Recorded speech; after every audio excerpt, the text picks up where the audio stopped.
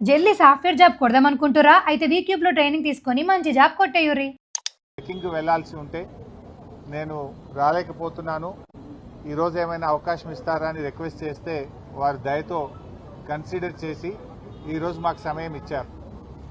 వారు ఇచ్చినటువంటి సమయాన్ని ప్రకారంగా ఈరోజు కమిషన్ వారిని కలిసి మా దగ్గర ఉండేటువంటి అదనపు సమాచారాన్ని ఈరోజు కమిషన్కు అందించడం జరిగింది. ఈ మధ్యకాలంలో మీడియాలో వస్తున్నటువంటి వార్తలు, తప్పుడు ప్రచారాలను దృష్టిలో పెట్టుకొని కమిషన్కు మరింత స్పష్టమైనటువంటి సమాచారాన్ని ఇవ్వాలని మా దగ్గర ఉన్నంత మేరకు, ఎందుకంటే మేము ఈరోజు ప్రభుత్వంలో లేము, డాక్యుమెంట్స్ అన్నీ కూడా ప్రభుత్వం దగ్గర ఉంటాయి. మేము చీఫ్ సెక్రటరీ గారికి, జిఐడి సెక్రటరీ గారికి కూడా, ఇరిగేషన్ సెక్రటరీకి కూడా నేను లేఖ రాశాను. ఇన్ఫ్యాక్ట్ నాకు ఆ రోజుల్లో తీసుకున్న కేబినెట్ నిర్ణయాలు కానీ, ఆ రోజుల్లో తీసుకున్న కేబినెట్ నోటు కానీ, డిపార్ట్మెంట్కి సంబంధించిన సమాచారం అంతా కావాలని చీఫ్ సెక్రటరీకి, జిఐడి సెక్రటరీకి, ఇరిగేషన్ సెక్రటరీకి ముగ్గురికి కూడా లేఖ రాశాను. కానీ వారి నుంచి స్పందన రావడం లేదు. బట్ ఏది ఏమైనా మా దగ్గర అందుబాటులో ఉన్న సమాచారం, నా దగ్గర ఉన్నటువంటి పూర్తి సమాచారాన్ని క్రోడీకరించి ఈరోజు కమిషన్ వారికి ఒక నోట్బుక్ను, ఒక బుక్ను సబ్మిట్ చేయడం జరిగింది. సో మా దగ్గర ఉన్న సమాచారం ప్రకారంగా మేడిగడ్డ, అన్నారం, సుందిల్లా బ్యారేజీలకు సంబంధించి 6 సార్లు కేబినెట్ నిర్ణయాలు జరిగాయి. 6 సార్లు కేబినెట్లో ఆమోదం పొందిన పేపర్స్ అన్నీ కూడా ఈరోజు కమిషన్ వారికి అందించాం. అంతేకాకుండా 3 సార్లు శాసనసభ అప్రూవల్ కూడా పొందడం జరిగింది. ఆ 3 సార్లు శాసనసభ అప్రూవల్స్ ఎప్పుడెప్పుడు జరిగాయి, ఆ శాసనసభలో జరిగినటువంటి డాక్యుమెంట్స్, జరిగిన చర్చ, వాటన్నిటినీ కూడా ఈరోజు కమిషన్కు అందజేయడం జరిగింది. నార్మల్గా శాసనసభ అనేటువంటిది మొత్తం రాష్ట్రం యొక్క లెజిస్లేచర్ అప్రూవల్ అనేది కేబినెట్ కంటే కూడా ఇంకా ఉత్తమమైనటువంటిది. సో 6 సార్లు జరిగిన కేబినెట్ అప్రూవల్ వివరాలను, 3 సార్లు జరిగిన శాసనసభ అప్రూవల్ వివరాలను, చర్చ వివరాలను పూర్తి స్థాయిలో ఈరోజు కమిషన్ గారికి డాక్యుమెంట్లతో సహా మేము అందజేయడం జరిగింది. అయితే జనరల్గా కమిషన్ విషయాలు ఇంకా అది కమిషన్ ఈజ్ ఆన్ గోయింగ్ కనుక దాని వివరాలన్నీ కూడా మేము ఇప్పుడు బయట పెట్టలేము. అయితే ఆ డాక్యుమెంట్ ఇచ్చేసి రిసీవ్డ్ కాపీ మేము తెచ్చుకున్నాం. సందర్భం వచ్చినప్పుడు తప్పకుండా పూర్తి వివరాలు కూడా ఇస్తాం. సో క్లుప్తంగా 6 సార్లు కేబినెట్ అప్రూవల్, 3 సార్లు శాసనసభ అప్రూవల్ జరిగిన అన్ని డాక్యుమెంట్లను ఆధారాలతో సహా మేము అందించాం. ఇంతకు మించిన వివరాలు కూడా ఉన్నాయి వాస్తవానికి, కానీ ఈరోజు ప్రభుత్వం మాకు ఇవ్వడం లేదు. సరే, ప్రభుత్వం మరి కమిషన్కి ఇచ్చిందని పత్రికల్లో చదివాం, ఇచ్చిందా లేదా మాకు తెలియదు. అందులో ఎంతవరకు దాచారు, ఎంతవరకు ఇచ్చారు, వీ డోంట్ నో. వాస్తవానికి ఆ సమాచారం కూడా నేను అడిగాను మన ఇరిగేషన్ సెక్రటరీ గారికి కూడా, కమిషన్కు మీరు అందించిన సమాచార వివరాలు అందించండి అని ఇచ్చాం. నిజంగా మీరు ట్రాన్స్పరెంట్గా ఉండదలుచుకుంటే సెట్ మాకు ఇవ్వండి, ఇవ్వడానికి ఎందుకు సంకోచిస్తూ ఉన్నారు? You give all the details. ఇచ్చినట్టయితే మరింత పారదర్శకంగా ఉంటుంది కదా. మా అనుమానం ఏంటంటే మీరు అసలు కమిషన్కు పూర్తి స్థాయిలో వివరాలు ఇస్తున్నారా లేదా, వాళ్ళకు అవసరమైన మేరకే ఇస్తూ ఏమైనా తప్పుదో పట్టిస్తున్నారనే అనుమానాలు మాకు ఉన్నాయి. అవి నివృత్తి కావాలంటే ఆ కాపీ అంతా మాకు ఇవ్వండి. ఎందుకంటే ఆ రోజు జరిగిన నిర్ణయాలు, కేబినెట్ నోట్స్ అన్నీ కూడా మాకు అందించండి అని చెప్పి నేను లేఖ రాశాను. ఇస్తే మంచిది, ఇవ్వకపోయినా పర్వాలేదు. బట్ మా దగ్గర ఉన్న సమాచారాన్ని మాత్రం కమిషన్కు పూర్తి స్థాయిలో మేము అందించడం జరిగింది. ఇకపోతే నిన్న ముఖ్యమంత్రి గారు పీపీటీ పెట్టారు. మొన్న ముఖ్యమంత్రి గారు మాట్లాడిన దాని మీద డీటెయిల్గా మళ్ళీ త్వరలో కూడా మేము మా పార్టీ తరఫున పీపీటీ పెడతాం, వివరాలు కూడా అందిస్తాం. బేసిక్గా చెప్పాలంటే ముఖ్యమంత్రి గారు నిన్న మాట్లాడినటువంటి విషయాలు అవన్నీ కూడా గమనిస్తూ ఉంటే, ప్రజాభవన్లో ఏదైతే పవర్ పాయింట్ ప్రజెంటేషన్ ముఖ్యమంత్రి గారు నిన్న ఇచ్చారో దాన్ని బట్టి చూస్తే 50 ఏండ్ల కాంగ్రెస్ పాలనలో కాంగ్రెస్ పార్టీ చేసిన ద్రోహాలను కవర్ పాయింట్ ప్రజెంటేషన్ లాగా, ఆ ద్రోహాలను కప్పిపుచ్చడానికి అది పీపీటీ కాదు, అది కవర్ పాయింట్ ప్రజెంటేషన్ లాగా మాకు కనబడ్డది. ఎందుకంటే ద్రోహాలకు మారుపేరు కాంగ్రెస్ పార్టీ. ఉన్న తెలంగాణను ఆంధ్రలో కలిపింది కాంగ్రెసే, నీళ్లలో తెలంగాణకు అన్యాయం చేసింది కాంగ్రెసే, వందలాది మంది యువకులను పొట్టనబెట్టుకున్నది కాంగ్రెసే. సరే, ముఖ్యమంత్రి గారు మాట్లాడిన తీరు అదంతా చూస్తూ ఉంటే 2 విషయాలు చాలా స్పష్టంగా మనకు కనబడతాయి. ఒకటేమో అజ్ఞానం, రెండవదేమో అతి తెలివితేటలు. ఒక రకంగా బాధతో చెప్తున్నాను, ఏదో విమర్శించాలని చెప్పట్లేదు, రాజకీయాల కోసం మాట్లాడతలేదు. ఇప్పుడు నేను మాట్లాడేది కమిషన్కి సంబంధం లేదు, కమిషన్ని క్లోజ్ చేసిన.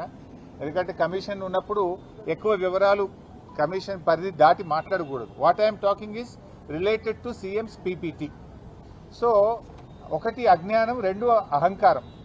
అహంకారంతో కూడినటువంటి అజ్ఞానము, అహంకారంతో కూడినటువంటి అతి తెలివి. ఏంటి, మేము ఏం చెప్పినా ప్రజలు నమ్ముతారు, మేము అబద్ధాలు మాట్లాడినా ముఖ్యమంత్రిగా కుర్చీలో కూర్చున్నా కదా జనాన్ని నమ్మిస్తా అని ముఖ్యమంత్రి గారు అనుకుంటున్నారు. సో రెండు విషయాలు, చాలా వివరాలు ఉన్నాయి కానీ సింపుల్గా 2-3 విషయాలు మాత్రమే చెప్తారు. ఒకటి 299/512 ఇది శాశ్వత ఒప్పందం చేసుకున్నారని పదే పదే ఒక అబద్ధాన్ని 100 సార్లు చెప్తే నిజమైద్దనే విధంగా రేవంత్ రెడ్డి గారు, ఉత్తమ్ కుమార్ రెడ్డి గారు వ్యవహరిస్తూ ఉన్నారు. బాధ కలిగేది ఏంటంటే తాత్కాలిక నీటి వినియోగానికి, నీటి పంపకానికి తేడా లేకుండా ఈ రేవంత్ రెడ్డి గారు మాట్లాడుతూ ఉన్నారు. నీటి వినియోగం అనేది కేఆర్ఎంబీ చేస్తుంది, నీటి పంపకం అనేది ట్రిబ్యునల్ చేస్తుంది. నీటి వినియోగం అనేది ఆ సంవత్సరానికి మాత్రమే పరిమితమవుతుంది, నీటి పంపకం అనేది శాశ్వతమైనటువంటిది. మీరేం చెప్తారు, శాశ్వతంగా 299 సంతకం పెట్టారనే ఒక అబద్ధాన్ని పదే పదే ప్రచారం చేస్తున్నారు. వాస్తవానికి ఆ 299 ఎక్కడి నుంచి వచ్చింది? ఉమ్మడి ఆంధ్రప్రదేశ్లో నాటి కాంగ్రెస్ పాలకులు కృష్ణానది పరివాహక ప్రాంతంలో ఇదే జానారెడ్డి, ఉత్తమ్ కుమార్ రెడ్డి, కోమటిరెడ్డి వెంకటరెడ్డి లాంటి చేతగాని కాంగ్రెస్ నేతల వల్ల, వీళ్ళ పెదవులు మూసుకోవడం వల్ల ఆనాడు కేవలం 299 టీఎంసీలు మాత్రమే తెలంగాణ ప్రాజెక్టులకు కేటాయించడం జరిగింది. దానిని ఆనాటి శాసనసభలో 2014లో అప్పటి ముఖ్యమంత్రి కిరణ్ కుమార్ రెడ్డి గారు ప్రవేశపెట్టారు. అది శాసనసభ రికార్డులలో కూడా ఉంది. ఆనాటి కాంగ్రెస్ ప్రభుత్వం జస్టిస్ శ్రీకృష్ణ కమిటీకి ఇచ్చిన నివేదికలో కూడా అటు గోదావరిలో 968, కృష్ణాలో 299 టీఎంసీలు కేటాయించాము అని కూడా ఆ రోజు చెప్పారు. ముఖ్యమంత్రి గారు కూడా మాట్లాడుతూ 968లో గోదావరిలో మా కాంగ్రెస్ ఇచ్చింది అని మొన్న మాట్లాడిండు. మరి కృష్ణాలో 299 ఇచ్చి అన్యాయం చేసింది అనేటువంటి విషయాన్ని దాచిపెట్టే ప్రయత్నం రేవంత్ రెడ్డి గారు చేశారు. బట్ అయినా ఇలా సింపుల్ క్వశ్చన్ అండి, చిన్న 10వ తరగతి పిల్లవాడిని అడిగినా చెప్తారు. స్ట్రైట్ అండ్ సింపుల్, అర్థం చేసుకోవడానికి చాలా సింపుల్. మరి శాశ్వత ఒప్పందం కేసీఆర్ చేసి ఉంటే సెక్షన్ 3 కోసం కేసీఆర్ ఎందుకు అడుగుతాడు? What is section 3? నీళ్లలో పునః పంపిణీ చేయాలి. తెలంగాణ ఆంధ్రప్రదేశ్ మధ్య కృష్ణా నదీ జలాలను పునః పంపిణీ చేయాలి. నది యొక్క పరివాహక ప్రాంతం ఆధారంగా నీళ్లు పంచాలని కేసీఆర్ అడిగిండు. ఎప్పుడు అడిగిండు కేసీఆర్? రాష్ట్రం ఏర్పడ్డ 42వ రోజు అడిగిండు. జూలై 12వ తేదీ నాడు ఢిల్లీలో సెక్షన్ 3 కింద నీళ్లు పంపిణీ చేయండి, మాకు 299 ఇచ్చి అన్యాయం చేశారు, మా తెలంగాణకు 69% నదీ పరివాహక ప్రాంతం ఆధారంగా నీళ్లు కేటాయించాల్సిందే, ఇది మా హక్కు అని కేసీఆర్ రాష్ట్రం ఏర్పడ్డ 42వ రోజు వేశాడు. మరి నేను అడుగుతున్నా, 299కి శాశ్వతంగా ఒప్పుకుంటే సెక్షన్ 3 ఎందుకు అడుగుతాడు? సెక్షన్ 3 విషయంలో ఉమాభారతి గారిని స్వయంగా కలిశారు, గడ్కరీ గారిని స్వయంగా కలిశారు, షెకావత్ గారిని కలిశారు, ప్రధానమంత్రిని కూడా కలిశారు.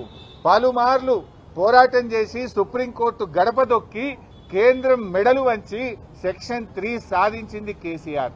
సో ఇవాళ రేవంత్ రెడ్డి అర్థం చేసుకోవాల్సింది ఏంటంటే, నీటి పంపకం అనేటువంటిది ట్రిబ్యునల్ చేస్తుంది, ఆ ట్రిబ్యునల్ ను సాధించింది కేసీఆర్.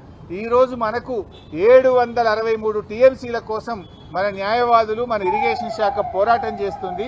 దాని మీద మీరు దృష్టి పెట్టాలని చెప్పి నేను కోరుతా ఉన్నా. మీ అలా బోర్డు అనేటువంటిది తాత్కాలిక నీటి వినియోగం మాత్రమే నిర్ణయిస్తుంది. ఇదే రేవంత్ రెడ్డి ప్రభుత్వం వచ్చి ఇప్పుడు 20 నెలలు అయింది. వీళ్ళు కూడా ఇదే రేవంత్ రెడ్డి సంతకం పెట్టి వచ్చిండు 66-34 ఓకే. మరి 2024-25 సంవత్సరంలో 299 టీఎంసీలు చాలని, 34% చాలని ఉత్తమ్ కుమార్ రెడ్డి, రేవంత్ రెడ్డి సంతకం పెట్టొచ్చిండ్రు. మీరెట్లా సంతకం పెట్టిండ్రు? మరి అంటే అది ఆ వాటర్ ఇయర్కు తాత్కాలిక ఒప్పందము. ట్రిబ్యునల్ ముందు అవార్డు పైన ఈరోజు ఆర్గ్యుమెంట్స్ అయిపోయినాయి, ఇంకొక 6 నెలల అవార్డు వస్తుంది. ఇలా కేసీఆర్ సాధించిండు. మీరు మంచి వాదనలు వినిపిస్తే 5-6 నెలల్లో కృష్ణా నదిలో మనకు బ్రహ్మాండమైన వాటా రాబోతా ఉంది.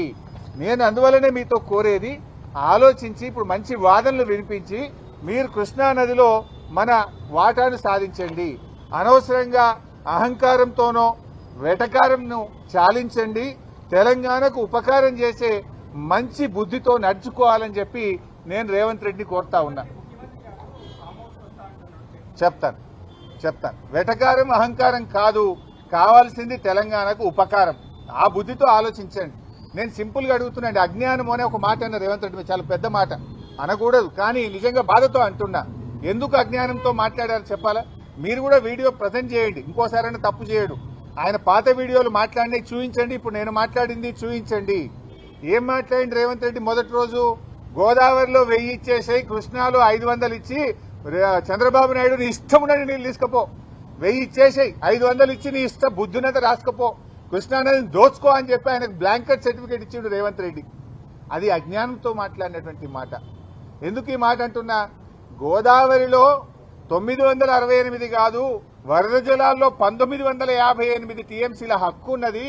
2918 టీఎంసీలు గోదావరిలో తెలంగాణకు రావాలని కేసీఆర్ ఆ రోజు మాట్లాడినరు. 2918 రావాలని కేసీఆర్ అడిగితే రేవంత్ రెడ్డి 1000 చాలు, ఇక చంద్రబాబును మొత్తం తీసుకుపో అన్నాడు.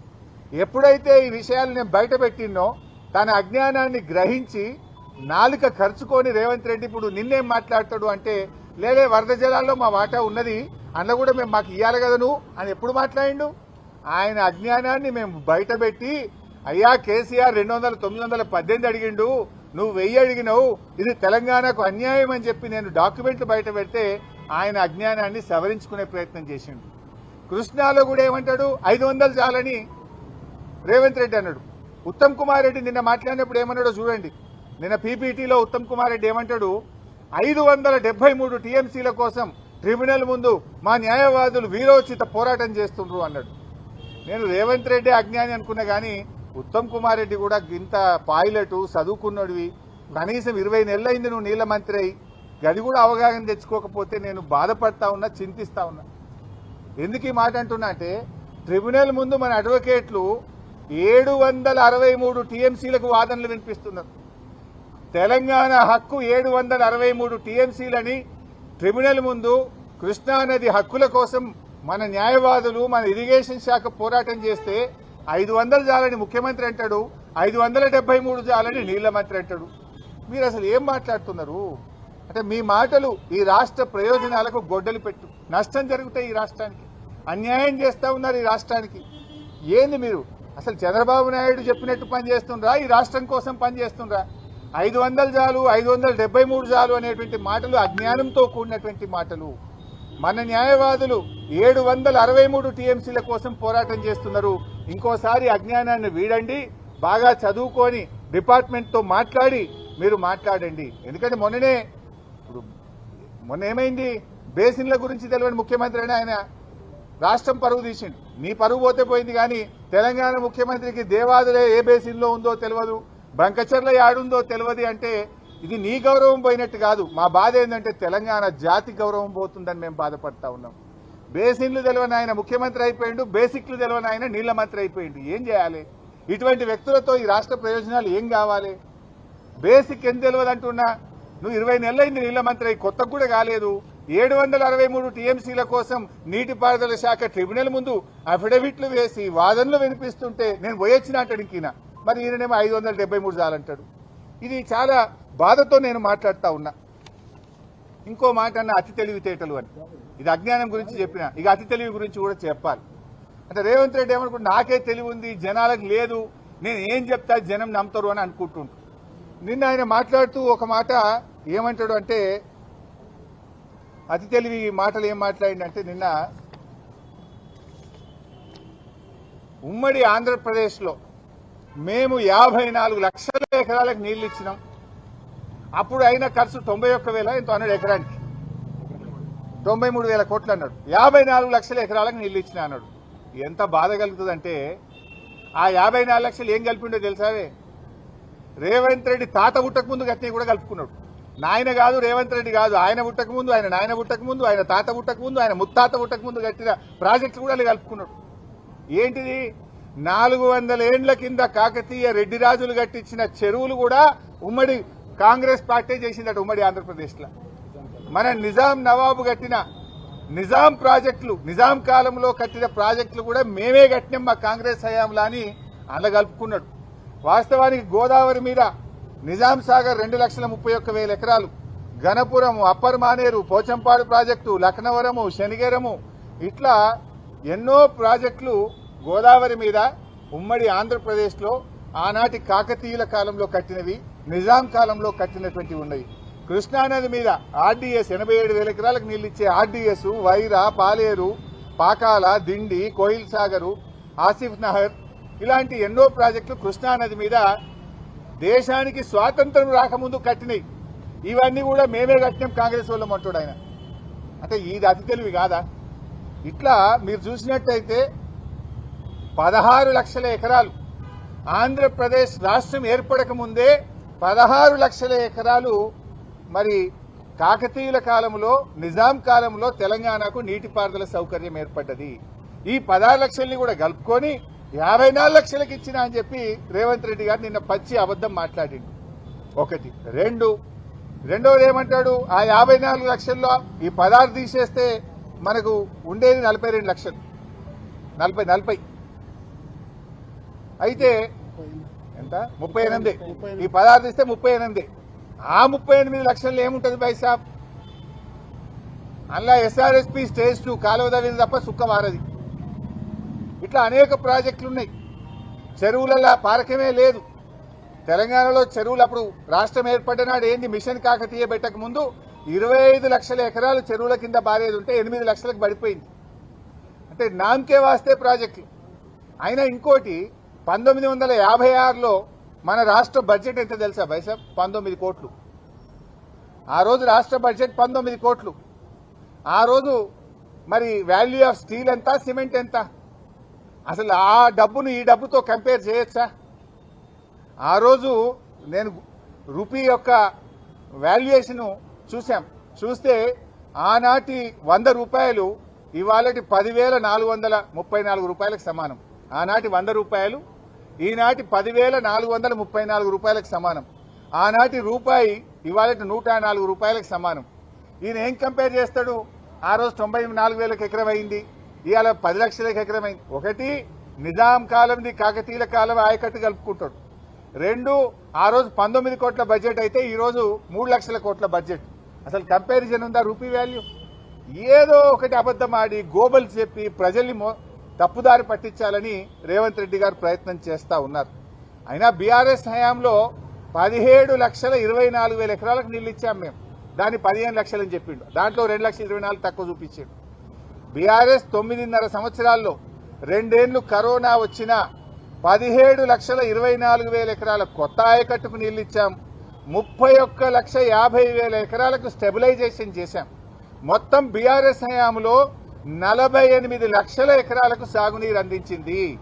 17,24,000 కొత్త ఆయకట్టు, 31,50,000 ఎకరాలు స్టెబిలైజేషన్. దీన్ని మేము సాధిస్తే దాన్ని 15 అంటాడు. అంటే ఈ రకంగా అతి తెలివితేటలు ప్రదర్శించి ప్రజల్ని తప్పుదో పట్టించేటువంటి ప్రయత్నం ఇవాళ రేవంత్ రెడ్డి గారు చేస్తున్నారు. 10 ఏళ్లు కాంగ్రెస్ పాలించింది మాకంటే ముందు. ఇదే ఉత్తమ్ కుమార్ రెడ్డి గారు మంత్రి, సుదర్శన్ రెడ్డి గారు నీళ్ల మంత్రి, కోమటిరెడ్డి గారు మంత్రి. 10 ఏళ్ల కాంగ్రెస్ హయాంలో తెలంగాణలో ఇచ్చిన ఆయకట్టు కేవలం కొత్త ఆయకట్టు స్థిరీకరణ అంత కలిపితే 6,64,000 ఎకరాలు. 9.5 ఏళ్ల బీఆర్ఎస్ హయాంలో ఇచ్చింది 48 లక్షలు. 6 లక్షలు ఎక్కడ, 48 లక్షలు ఎక్కడ? మీరిచ్చింది 6 లక్షలు, మేమిచ్చింది 48 లక్షల ఎకరాల ఆయకట్టు. ఇది వాస్తవం. అతి తెలివితేటలు ప్రదర్శించి ప్రజల్ని మోసపుచ్చుతామంటే ప్రశ్నించే వాళ్ళు ఉంటారు, నిజాలు బయటపెట్టే వాళ్ళు ఉంటారు. పరువు పోయేది నీది కాదు, రాష్ట్రంది. ముఖ్యమంత్రి గారు దయచేసి ఇలాంటి తప్పుడు మాటలు మాట్లాడొద్దని చెప్పి మేము కోరుతా ఉన్నాం. ఇక మళ్ళీ అవే మాటలు మాట్లాడిండ్రు ఆయన. తమిడిగట్టి దగ్గర నుంచి ఎందుకు మేడిగడ్డకు మార్చిందని మాట్లాడిండ్రు. నువ్వు తప్పుపడుతున్నది ఎవరిని? కేంద్ర ప్రభుత్వాన్ని పడుతున్నావు. సెంట్రల్ వాటర్ కమిషన్ తప్పుపడుతున్నావు. నీళ్లు లేవని నేను చెప్పలేదు, మా ప్రభుత్వం చెప్పలేదు. నీళ్లు లేవని కేంద్ర ప్రభుత్వ సంస్థ సిడబ్ల్యూసి చెప్పింది. సింపుల్ క్వశ్చన్ ఏ బాబు. 2007లో మీరు ప్రణాళిక స్టార్ట్ చేసిండ్రు. 2014 దాకా మీరే ఉన్నారు. 8 ఏళ్లు ఉన్నారు కదా. చెప్పింది 4 ఏళ్లలో ప్రాజెక్టు పూర్తి చేస్తామన్నారు. 8 ఏళ్లు ఉన్నారు. ప్రాజెక్టు పూర్తి చేయడం దేవుడేరు. 10 పైసలు పనిచేయాలి మీరు.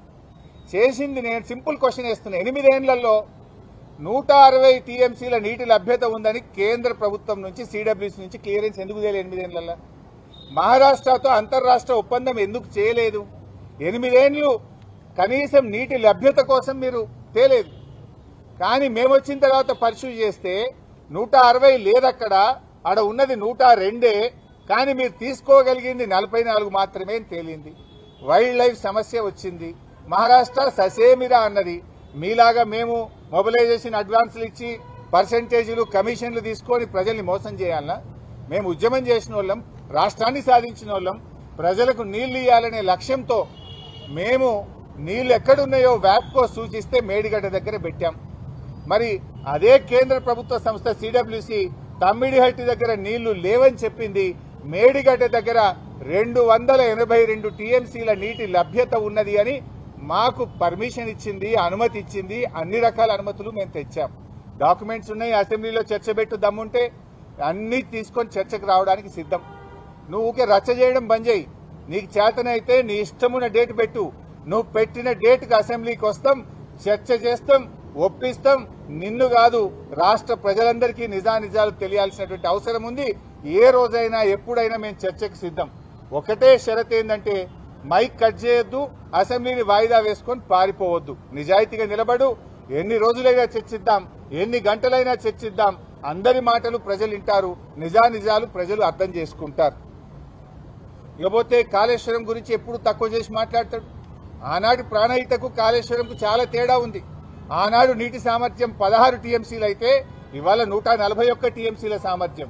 ఆనాడు పంపింగ్ సామర్థ్యం 1.8 టీఎంసీ అయితే ఈ రోజు 3 టీఎంసీ ఉంది. ఆనాడు నీటి వినియోగం ప్రతిపాదించింది 160 టీఎంసీలు అయితే ఈ రోజు 240 టీఎంసీలు.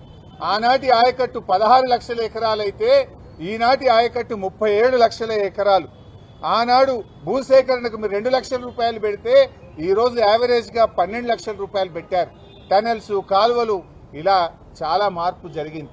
మీరు ఎంతసేపు తక్కువ చేసి మాట్లాడటమో, బురద జల్లే ప్రయత్నం చేస్తే ప్రజలు అన్ని విషయాలు కూడా అర్థం చేసుకుంటారు. ప్రజలు విజ్ఞులైనటువంటి వాళ్ళు. ఇప్పుడు ఉత్తమ్ కుమార్ రెడ్డి కూడా పదే పదే మాట్లాడుతూ మేము చాలా ఆయకట్టు వచ్చింది, చాలా పంట పండించినాం అంటాడు. నేను అడుగుతున్న సింపుల్ క్వశ్చన్, మరి మీరు 20 నెలలు అయింది, ఒక చెరువు దవ్వినరా, ఒక చెక్ డ్యామ్ కట్టినరా, ఒక కాలువ దవ్వినరా, ఒక్క ఎకరానికైనా కొత్తగా నీళ్లు ఇచ్చిండ్రా?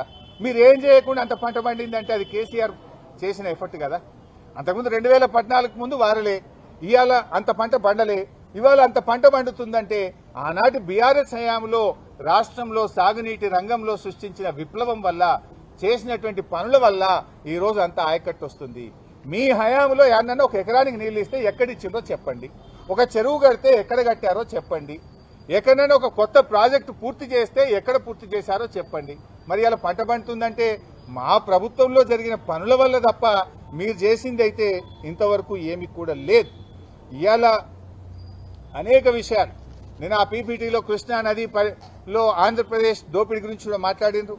దాని మీద కూడా నేను రిలీజ్ చేస్తా డాక్యుమెంటు. ఇవాళ మీరు వచ్చిన తర్వాతనే ఎస్ఆర్బీసీ కెనాల్కు లైనింగ్ అయింది. పోయిన ఎండాకాలంలో, ఈ ఎండాకాలంలో మీ చేతగాంతనం వల్ల లైనింగ్ జరిగి ఇలా నీళ్లు ఎక్కువ తీసుకుపోతున్నారు. గతములో మేము ఆపాము. మా ప్రభుత్వం రాయలసీమ లిఫ్ట్ మీద స్టే తెచ్చింది, ఎస్ఆర్బీసీ లైనింగ్ మీద స్టే తెచ్చింది. పనులు జరగకుండా మేము ఆపాము. కానీ మీరు వచ్చిన తర్వాత ఇలా పోయిన ఎండాకాలంలో చంద్రబాబుతో మరి ఏం ఒప్పందం చేసుకున్నారో, మీ చీకటి ఒప్పందం ఏందో మాకు తెలియదు. కానీ గత వేసవి కాలం, ఈ వేసవి కాలంలో లైనింగ్ జరగడం వల్లనే ఇలా నీళ్లు ఎక్కువ పోతున్నాయి. ఆ పాపం 100% నాడైనా నేడైనా మీదే. ఆనాడు ఉమ్మడి ఆంధ్రప్రదేశ్లో కృష్ణాలో 299 టీఎంసీలు ఇచ్చి తక్కువ నీళ్లను తెలంగాణకు కేటాయించి అన్యాయం చేసింది కాంగ్రెసే. నేడు కూడా అదే ద్రోహం కాంగ్రెస్ పార్టీ చేసింది. పోయిన సంవత్సరం మన 34% వాటాలో వాడుకోక మీరు కేవలం 28% మాత్రమే వాడారు. మీరు దాదాపు 6% నీళ్లు తక్కువ వాడి 65 టీఎంసీలను మీరు ఆంధ్రాకు ఇలా చంద్రబాబుకు గురుదక్షిణ కింద చెల్లించారు. 65 టీఎంసీలు అంటే 6,50,000 ఎకరాలు. నేను సూటిగా అడుగుతా ఉన్నా, ఎందుకు పోయిన సంవత్సరం తెలంగాణ రాష్ట్రం ఏర్పడ్డ తర్వాత ఇంత తక్కువ నీటి వినియోగం ఎప్పుడూ జరగలేదు? 28% మాత్రమే నీటి వినియోగం ఎందుకు చేశారు? నీళ్లు చంద్రబాబుకు, ఆంధ్రాకు ఎందుకు వదిలారు? ఇది మీ తప్పుదం కాదా? మీ ప్రభుత్వ వైఫల్యం కాదా? ఉన్న నీళ్లను కూడా వాడుకోలేని తెలివి తక్కువ దద్దమ్మ ప్రభుత్వం మీది కాదా? ఇంకొక 6 నెలలు అయితే బహుశా ఈ సంవత్సరంలోనే ట్రిబ్యునల్ అవార్డు కేసీఆర్ సాధించిన ట్రిబ్యునల్ అవార్డు పాస్ చేయబోతా ఉంది. దాంట్లో మన వాటా పెరుగుతుంది. మీనవేషాలు లెక్కించకండి. దిండి ప్రాజెక్టు పూర్తి చేయండి. పాలమూరు ఎత్తిపోతల పూర్తి చేసి మేము 80% పనులు పూర్తి చేసినాం. ఆ 20% పూర్తి చేసే దాని మీద దృష్టి పెట్టండి. చిల్లర రాజకీయాలు మానండి. రాష్ట్ర ప్రయోజనాల కోసం పనిచేయండి అని చెప్పి నేను హితవు పలుకుతా ఉన్నాను. Thank you.